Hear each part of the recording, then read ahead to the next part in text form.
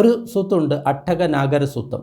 ആ സൂത്രത്തിൽ ദശമൻ എന്ന് പറയുന്ന ധനികനായിട്ടുള്ളൊരു വ്യാപാരി ആയുഷ്മാൻ ആനന്ദൻ്റെ അടുത്ത് വന്ന് ആയുഷ്മാൻ ആനന്ദിനോട് ചോദിക്കുന്നു, മുക്തി കിട്ടാനുള്ള ഒരു മാർഗം എനിക്ക് പറഞ്ഞു തരണം എന്ന് അദ്ദേഹം പറയുന്നു. അപ്പോൾ ആനന്ദൻ അദ്ദേഹത്തിന് 11 മാർഗ്ഗങ്ങളാണ് പറഞ്ഞു കൊടുത്തത്. അത് ഏതൊക്കെയാണ് ഈ 11 മാർഗ്ഗങ്ങൾ? 1-ാമത്തെ, 2-ാമത്തെ, 3-ാമത്തെ, 4-ാമത്തെ, 5-ാമത്തെ, 6-ാമത്തെ, 7-ാമത്തെ ധ്യാനങ്ങൾ, അതായത് 7 ധ്യാനങ്ങൾ. അടുത്തത് 4 ബ്രഹ്മവിഹാരങ്ങൾ, മെത്ത, കരുണ, മുദിത, ഉപേക്ഷ.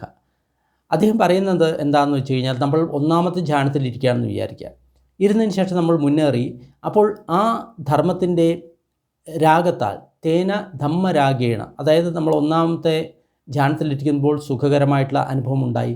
അപ്പോൾ ആ ധർമ്മത്തിൽ നമ്മൾക്ക് രാഗമുണ്ടായി. തായ ധമ്മ നന്ദീയ, ആ ധർമ്മത്തിൽ നമ്മൾ ആനന്ദം നമ്മൾ കൊള്ളാൻ തുടങ്ങി എങ്കിൽ നമ്മൾ അർഹന്തനാകില്ല, നമ്മൾ അനാഗാമിയായിട്ട് തീരും.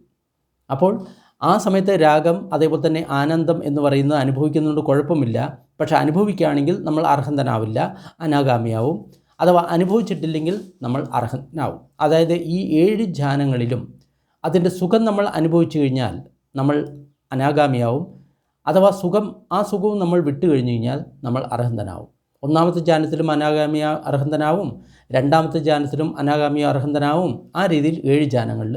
അതേപോലെ തന്നെ 4 ബ്രഹ്മവിഹാരത്തിൽ മേത്ത മാത്രം നമ്മൾ ചെയ്യുകയാണെങ്കിൽ അപ്പോഴും നമുക്ക് മുക്തി ലഭിക്കും, അനാഗാമിയ അർഹന്തനോ ആകും. അത് കാരണം മുക്തിക്കുള്ള മാർഗ്ഗങ്ങൾ ഇതൊക്കെയാണ്, ധ്യാനവും ബ്രഹ്മവിഹാരവും. അതാണ് ഈ സൂത്രത്തിൽ പറയുന്നത്.